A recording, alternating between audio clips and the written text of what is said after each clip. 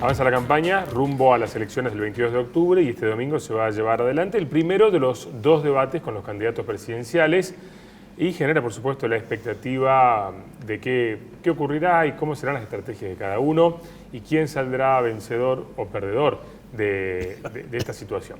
Y para hablar un poquito sobre el contexto preelectoral y las estrategias de campaña, nos acompaña la licenciada Milagros Faggiani, politóloga y también consultora en comunicación política. Milagros, un placer que nos acompañes. Gracias, Muchísimas gracias, Ariel. Un placer estar con Milagros. ustedes acá. La verdad, un gusto, como siempre, poder conversar y pensar juntos también este escenario complejo que se viene para la Argentina, ¿no? Hacer un poco de futurología, ¿no? Sí, con siempre. esta incertidumbre. La verdad que sí, es necesario tratar de ver qué nos dice la bola de cristal, claro, y ver cómo avanzamos para tomar decisiones, ¿no? Sí, la verdad que, bueno, hay expectativa, por lo menos en una buena parte de la sociedad, de cara al debate presidencial.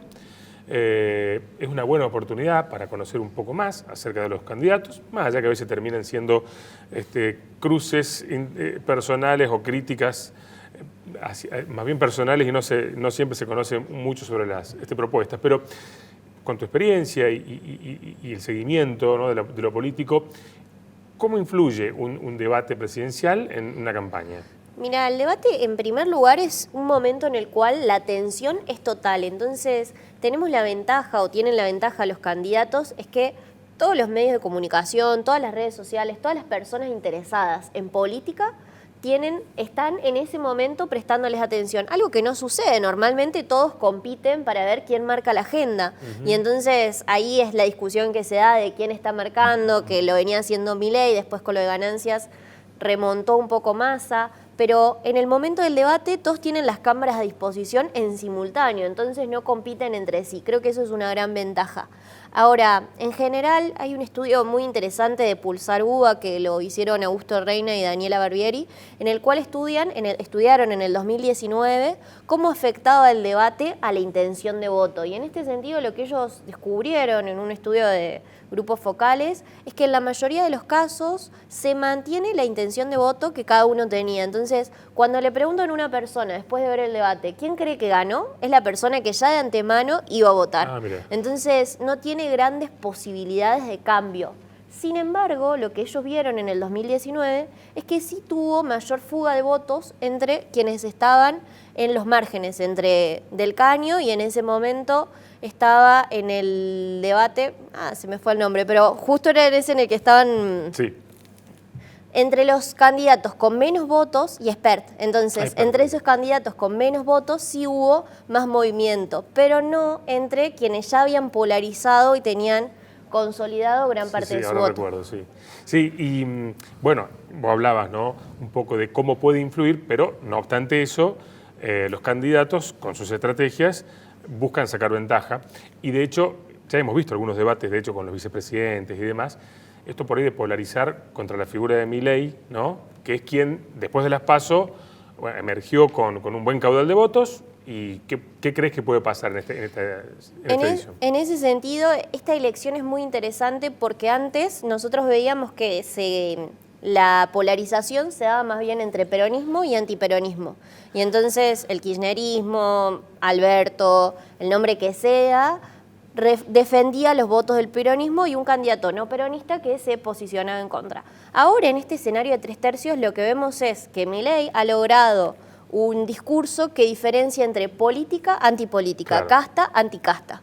Y eso le da una ventaja por sobre el resto porque además cada uno pesa con sus malas gestiones. Entonces, tanto Bullrich como Massa tienen esa dificultad que le genera un desafío mayor porque la gente está cansada y en eso Milei ofrece cierta esperanza y está estudiado, hay distintas encuestas que han medido cuál es el sentimiento que tienen y los votantes de Milei sienten esperanza. Entonces también desde ese lado hay una dificultad y para mí el gran desafío de Bullrich y de Massa hoy es ver, bueno, cómo hablamos de futuro, cómo volvemos a generar esperanza en nuestros votantes para convencer a la gente de que efectivamente los vote. Bueno, sí. Yo digo, ¿cómo lo pueden votar a Massa que es mentiroso? Si hay un dicho que dice que en boca del mentiroso todo es dudoso.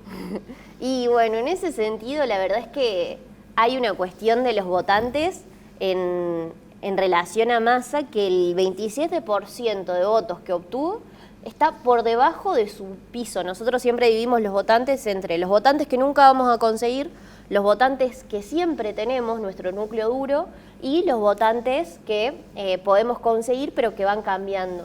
Entonces, hoy el núcleo duro del peronismo junto con el kirchnerismo, el piso del 30% del que hablaba Cristina Kirchner en un momento, disminuyó con el 27% que obtuvo Unión por la Patria. Entonces, creo que en ese sentido el desafío de Massa es generar credibilidad en quienes están más allá de su núcleo duro, ¿no? Ahora, y recién mencionaba la figura de Milei, y hacía referencia que despierta en buena parte del electorado cierta esperanza, ¿no? Y que se posiciona como alguien anticasta.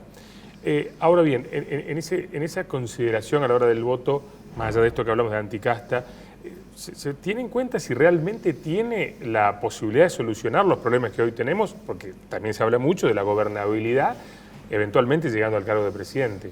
Creo que el tema de la gobernabilidad es algo de un núcleo muy politizado, Bien. que somos más bien periodistas, consultores, políticos. Somos nosotros quienes estamos pensando en cómo va a llenar cada uno de los cargos que se necesitan en la Casa Rosada. En general, eso no es algo que la gente esté pensando. Y se habla mucho también de cómo el votante de Milei no piensa en las propuestas. Y la verdad es que, en general, los votantes no piensan en las propuestas. Claro. Votamos más bien emocionalmente con lo que sentimos. Entonces, si sentimos enojo, quizás, como hicieron los electores en el 2019, votemos a Alberto, no porque nos convenza tanto, sino porque estamos enojados con Macri, que nos prometió un cambio. Claro. Y lo mismo sucedió en el 2015 con Macri. Lo votaron, se generó ese cambio también por enojo al ciclo que se cerraba del kirchnerismo. Y creo que desde ese lado es necesario reconocer que la votación es un proceso completamente emocional. Claro.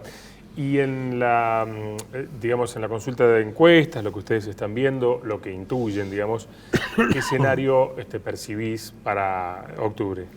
Mira, en esto, futurología, hay una frase que nunca me puedo acordar quién es el que la dijo, pero dice, lo imposible puede pasar porque lo imposible ya pasó. Nadie esperaba que Claro. Milei fuera el primero. Sí se veía un escenario de 3/3, quienes venían encuestando veían que Milei estaba creciendo y que tenía un gran porcentaje de votos. Nadie lo veía primero y ese creo que sí fue el gran descubrimiento que se hizo en las PASO. Ahora bien, para octubre creo que lo más probable es Milei entrando a un balotaje como una figura fuerte. Creo que es difícil que logre ganar en primera vuelta porque debería ascender a 40% del elector de los votos y eso ya lo dificulta porque en un escenario de 3/3 tener el 40% es muy difícil en términos incluso de probabilidades y lo que sí está en discusión, de acuerdo a las encuestas. Nosotros no generamos encuestas a nivel nacional, pero bueno, los colegas siempre nos están compartiendo y en ese sentido hay encuestas que la muestran a Patricia primero por muy poco y hay otras que la muestran a Massa, segunda por muy poco y a Massa segundo por muy poco también, y con un margen de error del 3-5%, la verdad es que no me animaría a decir porque Claro. son realmente 3 puntos de diferencia los que se marcan. Sí creo que quien tiene, pese a tener la gestión en sus manos y una gran dificultad, quien tiene más posibilidades es Massa porque su discurso le calza más fácil. A quien está en el centro siempre termina teniendo que criticar para un lado, criticar para el otro y no es un lugar fácil para debatir, para contraponerse en esto de la polarización. Patricia Bullrich tiene el desafío de generar una polarización que lo está haciendo con el kirchnerismo y sin embargo la alternativa al kirchnerismo hoy es Milei. Entonces un colega nos compartía unos estudios de opinión en los cuales hacían cualitativos y mostraban cuáles eran las palabras que más relacionaban con los candidatos. Y en Milei la palabra que aparecía en grande es cambio. Entonces qué dificultad que cuando uno es el partido de Juntos por el Cambio, la alianza de Juntos por el cambio se lo lleve otro, ¿no? Entonces creo que desde ese escenario yo le tengo más confianza a un balotaje más a Milei, pero como digo, esto es futurología, difícil saberlo. Acá no me puedo olvidar que el presidente Menem nunca subió con una propuesta, sino que la divisa electoral era Vótenme que no los voy a defraudar. Nada más. Y con eso se ganó la presidencia. Además, ¿No es cierto?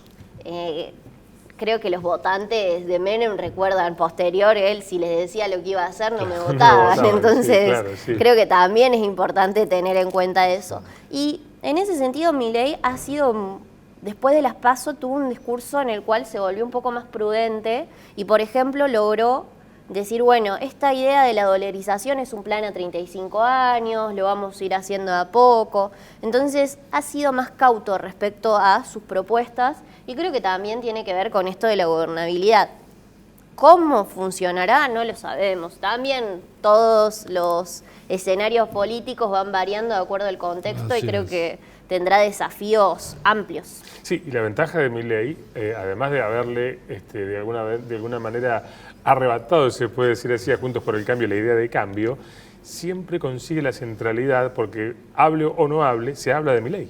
Sí, y en ese sentido Milei logró todo su posicionamiento con una estrategia muy llamativa en la cual generaba discursos, frases que eran atrapantes. Las frases clickbait, que son esas que generan muchos clics en una página web, son las que Milei genera rápidamente y fácilmente. De hecho, toda la estrategia de posicionamiento, hablan mucho de Milei y las redes sociales, y no fue en las redes sociales, Claro. sino en los medios de comunicación, generando pequeñas cápsulas de contenido para que después se viralicen en las redes sociales. Y breve, ya tenemos poquito tiempo. En ese sentido, entonces, ¿qué lectura haces del comportamiento del electorado que fue cambiando? Porque, bueno, hemos tenido muchos ejemplos de esto, inclusive Milei no haciendo buenas elecciones en la provincia, haciéndolas bien Juntos por el Cambio, pero después bien posicionado a nivel nacional.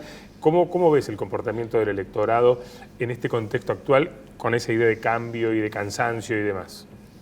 Creo que ya desde el 2019 se venía hablando de la fuerte avenida del medio, de si se iba a lograr un partido que captara el centro y que se posicionara como algo distinto frente a los dos partidos polarizantes. Y que en ese sentido el electorado estaba buscando una figura distinta y recién mencionaba lo de las Fuerzas Armadas.